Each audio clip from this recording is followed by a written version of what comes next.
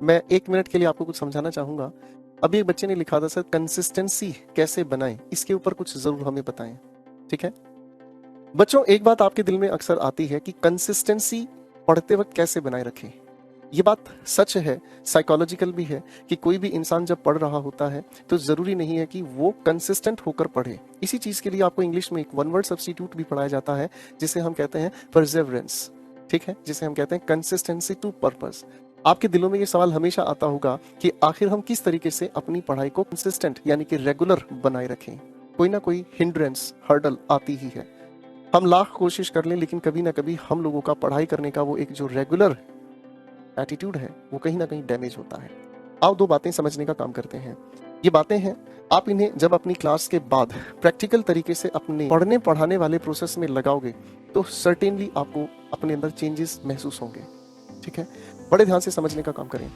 आप लोगों ने सवाल पूछा कि सर पढ़ाई करने में हम रेगुलरिटी कैसे बनाएं, ठीक है ना जी? कंसिस्टेंसी कैसे बनाएं, किस तरीके से हम अपनी पढ़ाई को कॉन्टिन्यूअस तरीके से लेकर चलें।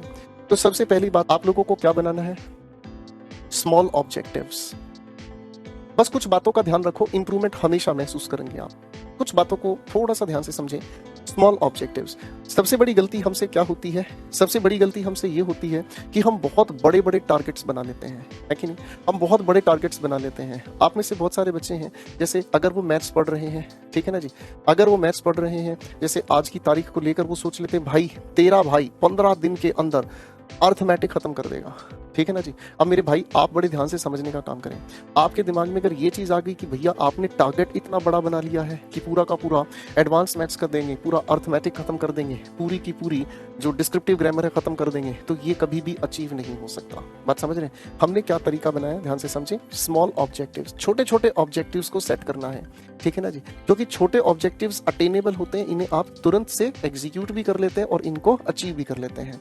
तो छोटे छोटे जो ऑब्जेक्टिव्स हैं वो कैसे बनाए जाते हैं, समझो ध्यान से। आप कभी भी अपनी तैयारी को सेपरेट करके ना चलो, ये याद रखना। आपका पेपर अधिकतर 4 सेक्शंस पर ही आपकी पकड़ मांगता है। मैथ्स हो गया, जिसे आप क्वांटिटेटिव एप्टीट्यूड कहते हैं, इंग्लिश लैंग्वेज एंड कॉम्प्रीहेंशन हो गया, और तीसरी बात क्या हो गया आपके सामने सर, आपका रीजनिंग हो गया, और एक आपका जीएस करंट अफेयर्स या जनरल अवेयरनेस भी आप कहते हैं। तो आप छोटे छोटे ऑब्जेक्टिव्स बनाकर चलो। और छोटे छोटे ऑब्जेक्टिव्स कैसे सेट करने चाहिए, ठीक है ना जी? देखो जी, मैं इंग्लिश की बात करना चाहूँगा। मैंने आपको ये चीज़ इसलिए कही क्योंकि मैं एक इंग्लिश ट्रेनर हूँ, मैं आपको इंग्लिश पढ़ा सकता हूँ, ठीक है ना जी? लेकिन मैं अगर इंग्लिश की पढ़ा रहा हूँ तो बच्चों के दिमाग में कहीं ना कहीं पैरेलली मैथ्स भी चल रहा होता है कि सर मैथ्स के टीचर ने हमें ये बताया, हम क्या करें? मैथ्स में तो हम उलझ जाते हैं, है ना? मैथ्स डिमांडिंग भी है, ज़्यादा समय भी मांगता है, अरे हाँ ना? फिर कहीं कहीं रीजनिंग का भी एक छोटा सा डर दिमाग में पनपने लगता है ना? एक कहावत आपने सुनी है, out of sight out of mind. नज़र से हटा तो दिमाग से भी हट जाता है ना? इसलिए वो जो डर है धीरे धीरे धीरे धीरे बढ़ता रहता है, और हमें ये महसूस होता है कि हमें उन इस सब्जेक्ट को भी पढ़ना है। समझ रहे? आ जाओ ध्यान से। तो हर एक जो आपके सेगमेंट हैं, ठीक है ना जी? हर एक आपके सेगमेंट हैं, तो इन सेगमेंट के छोटे छोटे ऑब्जेक्टिव सेट करो। आप इंग्लिश में अगर अपनी क्लास में नरेशंस पढ़ रहे हैं तो एक छोटा सा टारगेट बनाकर चलो कि नरेशंस की मुझे 2 बातें समझनी है। पहली बात तो नरेशंस की मुझे पिछली क्लास को तो रिवाइज करना ही करना है, यानी कि जो कल की क्लास में हो उसे रिवाइज करूंगा ताकि अगले दिन की क्लास में मैं बहुत खूबसूरती से जुड़ सकूं। और भैया एक बात और याद रखना, इसका जो प्रीवियस टॉपिक है उसे जरूर रिवाइज करना है, उसे जरूर पढ़ना है, उसकी प्रैक्टिस भी मुझे करनी है, यानी कि उसकी थियरी भी मुझे देखनी है और उसकी प्रैक्टिस भी मुझे करनी है। क्योंकि ये बात मैं आपको पिछली किसी वीडियो में बता चुका हूँ, आपका कोई डाउट नहीं होता, आपका सिर्फ कंफ्यूजन होता है। डाउट उस चीज पर हम कहते हैं जो चीज हमारे लिए सर्टेन नहीं है, जिस चीज को लेकर हम श्योर नहीं है। कंफ्यूजन का मतलब क्या हुआ? कोई भी चीज हो सकता है आपने ध्यान से नहीं पढ़ी, नहीं रिवाइज की, हो सकता है कि टीचर पढ़ाते वक्त जो चीज कम शब्दों में कहना चाह रहा है आप उसे समझने के लिए बहुत ज्यादा शब्दों की डिमांड रख रहे हैं। आप समझ रहे हैं? तो इससे हमें क्या समझना है? हमें ये समझना है कि जो पिछली क्लास की थियरी है और उसकी प्रैक्टिस हमें यानी कि पिछले टॉपिक की जरूर करनी है, क्योंकि जो नए टॉपिक में उलझन है वो हमेशा उलझन, कंफ्यूजन पिछले टॉपिक से ही सोल्व होगी, ये याद रखना। ये छोटे छोटे टारगेट बनाकर चलो। कभी भी आप बच्चे ऐसा काम ना करें कि बहुत बड़ा टारगेट बना ले, नहीं मुझे बहुत कुछ पढ़ना है, नहीं, आपको मुझे छोटे छोटे हिस्सों में ही पढ़ना है। आप किसी भी दीवार को अगर कभी बनते देखो तो छोटी छोटी ईंटों की यूनिट्स लगते लगते दीवार बनती है कि नहीं? हम जब भी किसी महल को देखते हैं, हम टोटलिटी में जब महल को देखते हैं तो हमें डर लगता है इतना बड़ा महल कैसे बना दिया, किसी ने नहीं बनाया, उन्होंने छोटे छोटे टुकड़ों को आपस में जोड़ा। बात समझ रहे? छोटे छोटे पत्थर के हिस्सों को जोड़कर आप जानते हैं 4,500 किलोमीटर से ज्यादा लंबी चीन ने दीवार बना डाली। समझ रहे? तो मैं आपको कोई डेटा नहीं बता रहा हूँ, मैं आपको सिर्फ ये बता रहा हूँ छोटे छोटे ऑब्जेक्टिव्स बनाने हैं। इसी तरीके से आप अपने मैथमेटिक्स में एक टॉपिक जो चल रहा है उसकी रेगुलर रिवीजन आपको करनी ही करनी है। जो आज आपके टीचर ने कराया उसे रिवाइज करना ही करना है, ताकि कल की क्लास में बहुत अच्छी स्पीड मेंटेन हो सके। और इससे जो प्रीवियस टॉपिक है, इस प्रीवियस टॉपिक को जो भी क्लास में थियरी हुई है और जो भी उसकी प्रैक्टिस पीडीएफ दी है सर ने या टीचर ने, मैम ने, जो भी, उसे जरूर आपको करना है। छोटे छोटे ऑब्जेक्टिव सेट करने हैं, पहला तरीका। अब आओ बच्चों दूसरी बात, बस आप ये 3 छोटी छोटी बातें जीवन में उतार लो, आपकी कंसिस्टेंसी बहुत जल्दी बन जाएगी। ठीक है ना जी, आप रेगुलर हो जाएंगे। बात समझ रहे हैं? ठीक है। दूसरी बात अपने दिमाग में बिठाकर चलना है, नो कंपैरिजन। ठीक है ना जी। दूसरी बात आपके अपने दिमाग में होनी चाहिए और वो है नो कंपैरिजन। 2 बातें हमेशा याद रखना, जो पढ़ते हैं वो कभी बोलते नहीं है, और जो नहीं पढ़ते हैं वो आपके कॉन्फिडेंस को हमेशा तोड़ते हैं। मेरी बात ध्यान से समझना, जो पढ़ते हैं वो कभी आपको आकर ये नहीं बताएंगे कि मैंने इतना सिलेबस कर लिया, इतना पढ़ लिया। वो बड़े शांत रहते हैं, और आप अगर उनसे पूछोगे भी ना तो कह रहे बस यार चल रही है पढ़ाई। वो बड़ा मायूस जवाब आपको देते हैं, वो आपको कभी पॉजिटिव वाइब्स देंगे ही नहीं। और जो लोग नहीं पढ़ते हैं वो आपके कॉन्फिडेंस को तोड़ने के लिए इतने बड़े बड़े किले बना देंगे, यानी कि बात सुनी ना आपने, हवाई किले बना देंगे कि आप डरते रहोगे। तो इसीलिए किसी से भी कोई भी कंपैरिजन, चाहे आपके घर पर आपका कोई भाई बहन हो जिसे आप सिबलिंग कहते हैं, कोई कंपैरिजन किसी से नहीं भैया। ठीक है ना जी। आपकी अपनी मेहनत है, ठीक है ना जी, आपकी अपनी मेहनत है, आपके साथी दोस्तों की किसी और मेहनत है, उनका अलग कैपेसिटी है चीजों को एब्जॉर्ब करने का, एसिमिलेट करने का, आपका अलग लेवल है।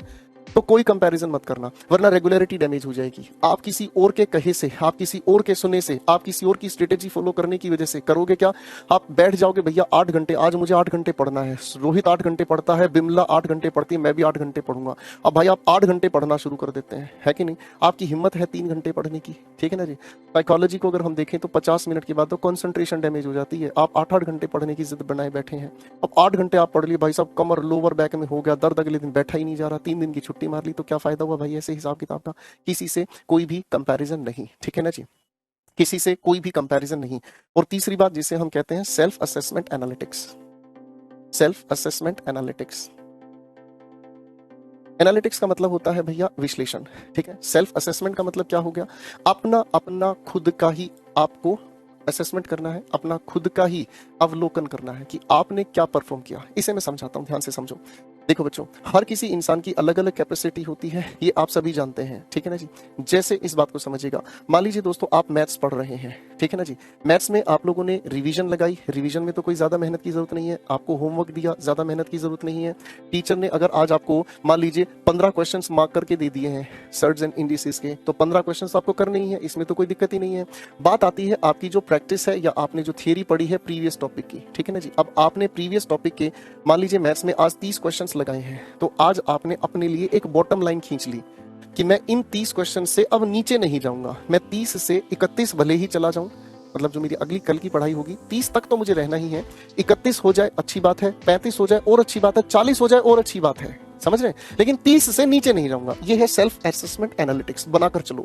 इंग्लिश में दोस्तों, आप इंग्लिश की अगर बात करते हैं, जैसे मैं आपके साथ कोई भी क्वेश्चंस कराता हूं, प्रैक्टिस क्वेश्चंस कराता हूं, तो प्रैक्टिस क्वेश्चंस कराने के बाद आप लोगों के पास घर पर जब फुर्सत मिलती है, अपना एक टाइमर लगाएं, अपने फोन में एक जगह टाइमर लगाएं, अपने हाथ में घड़ी बांधें। ठीक है ना जी। अगर कोई बच्चा ये कहता है जी मेरे पास घड़ी नहीं है, तो मेरे भाई हाथ जोड़कर निवेदन है, एक घड़ी अपने पास रखें, पापा का, भाई का, किसी का भी एक फोन साथ में रखें जिसमें टाइमर हो। ठीक है ना जी। सर ने क्लास के अंदर क्वेश्चन हमसे कराए, है ना जी, तो आप एक असेसमेंट की एनालिटिक्स तैयार कर सकते हैं।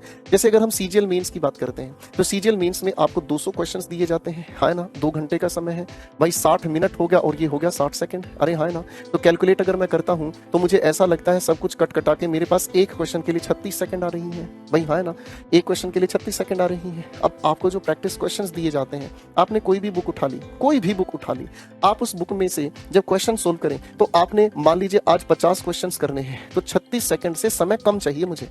36 के 36 सेकंड तो रिकमेंडेड है, लेकिन हमारे पेपर में तो 4 अलग अलग सेक्शंस होंगे। और आप ये जानते हैं कि मैथमेटिक्स सबसे ज्यादा डिमांडिंग होता है, अरे हाँ ना, मैथमेटिक्स सबसे ज्यादा डिमांडिंग होता है, हाँ ना। मैथमेटिक्स आपको सबसे ज्यादा समय मांगता है, ठीक है। तो इसका मतलब मैथ्स को समय जो आपको निकाल कर देना है वो इंग्लिश देगी या जीएस देगी। रीजनिंग मैथ्स का खोया हुआ भाई है, हाँ या ना। पॉइंट क्या समझ में आया? 50 क्वेश्चंस को सोल्व करने के लिए एक क्वेश्चन को कम से कम 12 सेकंड मुझे देनी है, ठीक है ना जी। तो अब आप इनकी कैलकुलेशन करेंगे तो ये हो गया हमारे पास 600 सेकंड। कुल मिलाकर हमारे पास 600 सेकंड कितने मिनट हो गए भाई? तब आप अपने हिसाब से समय लगा लीजिएगा कि मुझे 50 क्वेश्चन कुल मिलाकर इतनी मिनट्स में ही सोल्व करने हैं। तो भाई मिनट निकालना है तो 60 से डिवाइड करके हम पहुंच गए कहां पर कि 10 मिनट में कम से कम 50 क्वेश्चन मुझे बनाने आने चाहिए, है ना जी।